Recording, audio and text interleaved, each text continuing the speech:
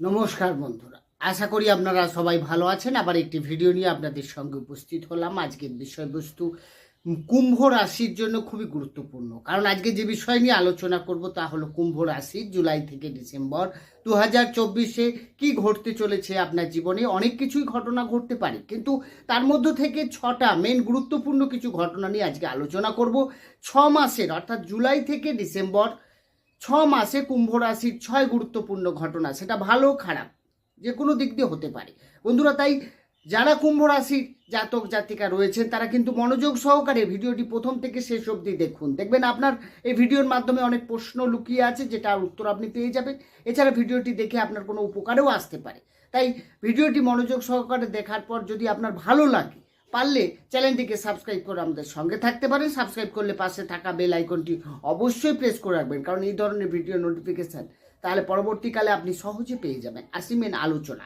তাহলে যখনই জুলাই শুরু হবে, আপনার রাশি সাপেক্ষে গ্রহের অবস্থান কতটা অনেকটা এরকম থাকবে। অর্থাৎ আপনার রাশিতেই অবস্থান করে থাকবে শনিদেব, দ্বিতীয়ভাবে রাহু, তৃতীয়ভাবে মঙ্গল, চতুর্থভাবে বৃহস্পতি, পঞ্চমে রবি শুক্র, ষষ্ঠভাবে বুধ, রাশির অষ্টমভাবে থাকছে কেতু। বন্ধুরা, গ্রহের অবস্থান যা থাকছে সেই অনুযায়ী প্রথম যে ঘটনাটা আপনার জীবনে ঘটতে চলেছে এই 6 মাসের মধ্যেই কিন্তু ঘটবে, সেটা হচ্ছে বৃহস্পতির গোচর। বৃহস্পতি অবস্থান করে থাকবে আপনার চতুর্থভাবে।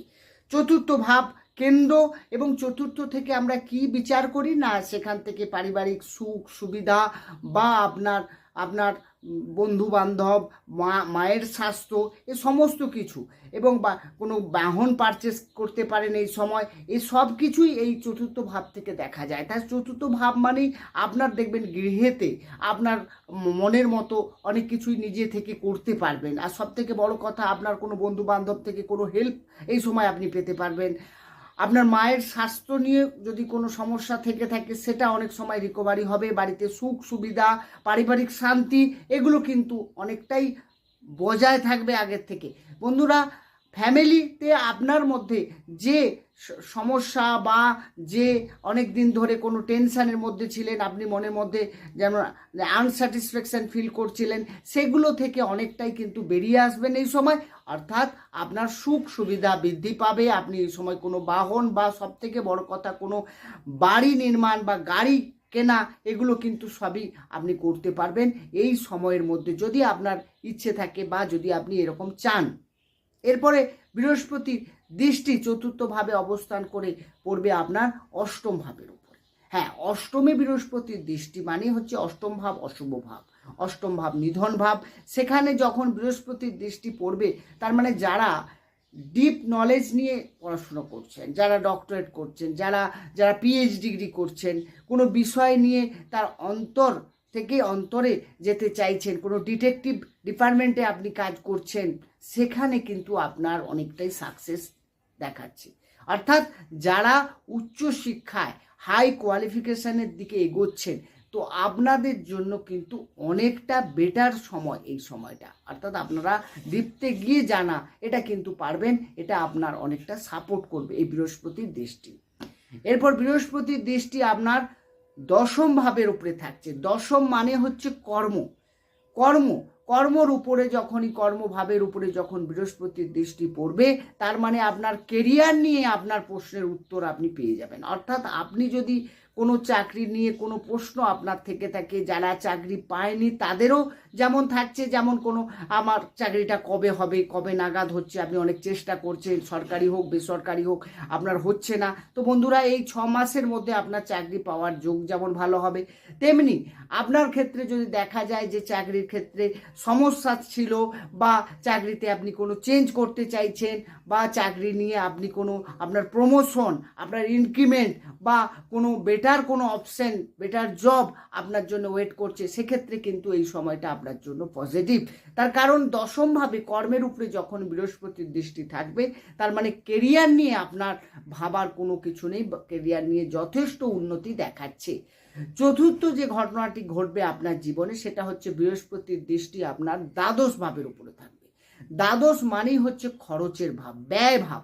দ্বাদশ মানে হসপিটাল, বিদেশ, এগুলো বিচার করা হয়। তো বন্ধুরা, খরচ তো আপনার বৃদ্ধি পাবে, এটা নিয়ে কোনো কথা নেই, আপনি একটু খরচকে নিজে থেকে কন্ট্রোল করতে হবে, কিছু সেভিংস করুন, তাহলে কিন্তু, না হলে আপনার খরচ কিন্তু হাতে টাকা থাকলে বেরিয়ে যাওয়ার সম্ভাবনা অনেক বেশি থাকবে। ব্যয় বিশেষ করে আপনার হসপিটাল বা কোনো মেডিকেল স্টোরে আপনার নিজের হতে পারে, ফ্যামিলির কোনো ব্যক্তির পারপাসে আপনার কিন্তু খরচ, মেডিকেল পারপাসে খরচ কিন্তু আপনার বাড়বে, এটা কিন্তু রয়েছে।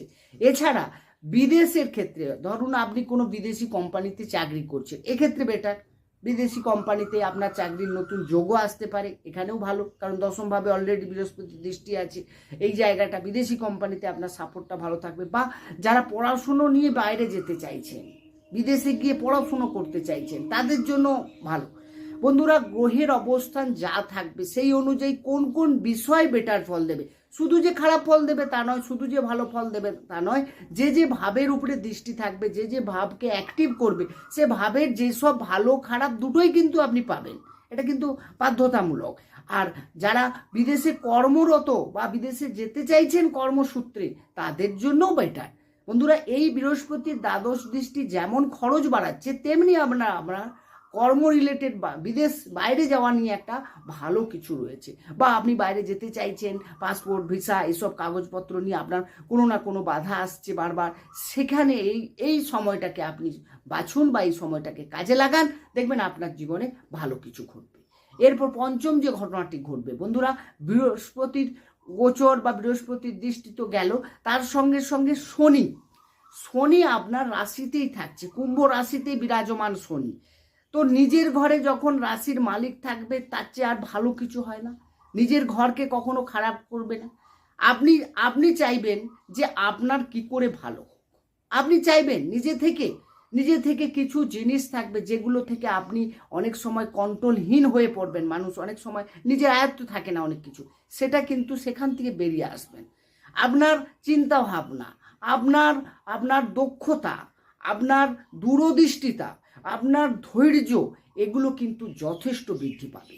ধরুন কোনো কাজ আপনি করতে যাচ্ছেন, সেই কাজের মধ্যে ভালো মন্দ সব কিছু যাচাই করে কাজটা এগোনো এবং কাজটাকে সাকসেসে রূপদান দেওয়া, সেটা কিন্তু এই সময়টা আরও ভালো। কারণ রাশির মালিক রাশিতে থাকলে রাশিকে স্ট্রং করে।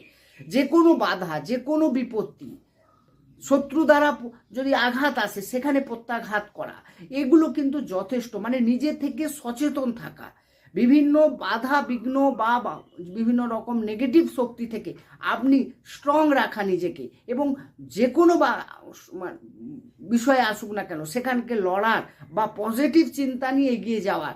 এবং অবশ্যই শনি নিজের ঘরে থাকা মানে আপনার মধ্যে ধর্মচেতনা বা ধার্মিক ভাবনা কিন্তু অনেকটা পজিটিভ হতে চলেছে। তো বন্ধুরা, শনির অবস্থান তো খুবই ভালো রয়েছে, আপনার শনি থেকে পজিটিভ ফলই পাবেন।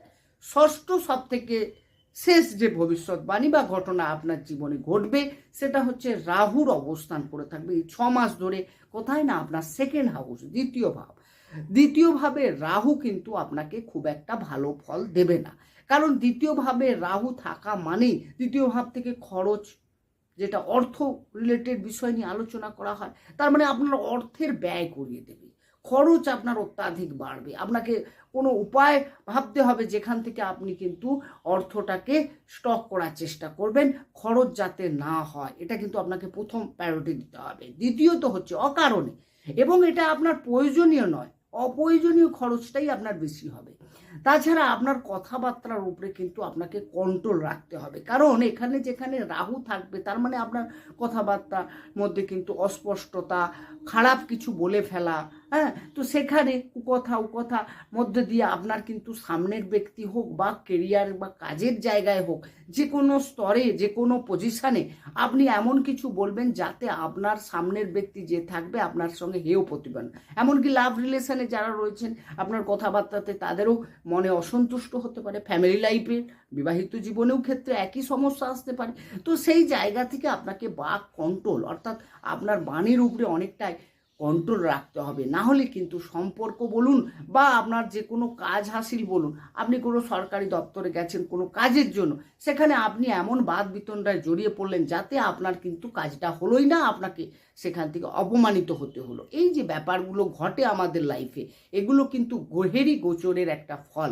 তো বন্ধুরা, গ্রহের অবস্থান যা থাকছে এই 6 মাসের মধ্যে, তার মধ্যে যে ঘটনাগুলো আপনার জীবনে একদম গুরুত্বপূর্ণ, আরও ঘটনা ঘটবে। 6 মাসে শুধু এই 6টা ঘটনা তো ঘটবে না, তো সব নিয়ে আলোচনা করা এই সময়ের মধ্যে হয় না। তো মেন 6টা ঘটনা নিয়ে আজকে আলোচনা করব, যেটা আপনার জীবনে ঘটবেই। আর যদি আপনি ডিটেলসে কিছু জানতে চান আপনার বিষয় নিয়ে বা আপনার কারো ফ্যামিলির কারো পার্সন নিয়ে, তো সেখানে আপনি কিন্তু আমার সঙ্গে যোগাযোগ করতে পারেন। ডেসক্রিপশানে নম্বর রয়েছে, সেখানে গিয়ে যোগাযোগ করতে পারেন। বন্ধুরা, এই ছিল আজকের আলোচনা। কেমন লাগলো আলোচনাটি কমেন্ট বক্সে জানাতে ভুলবেন না। ভালো থাকুন, সুস্থ থাকুন, দেখা হবে অন্য একটি ভিডিও নিয়ে। নমস্কার।